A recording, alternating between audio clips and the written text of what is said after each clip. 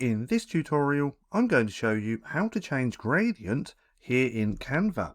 So I have this colour just here. This isn't a gradient, but let me go ahead and show you how you can change this to a gradient and also change gradient as well.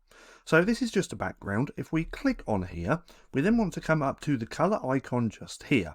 Now if we click on there, and if we scroll down to the bottom over here on the left hand side, we're going to see all of these different gradients. So these are some different default colours that we can choose. We could choose this one, and now we have that gradient. But to change these gradients to any colour that you want is really easy as well.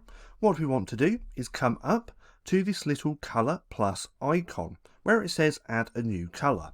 Now if we click on there, we've then got this gradient tab just here. Now if you don't see this gradient tab, it means you have it on solid like that.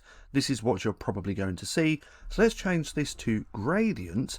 Then we can actually delete these colours as well once we've added new colours. So if we click onto the little plus icon like this, this is where we can choose any colour that we want, either through this little colour palette just here and or through the hex colour code just here. So let's go with this dark blue like so. Then let's add another colour. Let's go with maybe a yellow because blue and yellow go well together. But now we can see we've got multiple different gradients, which doesn't really look that good. So let's go ahead and delete the old ones. All we have to do is hover over those colours and we can see that little cross icon as well, which means if we click on there, we can delete them like that. And now we have our new gradient colour. So that's just how simple it is to change gradients here in Canva.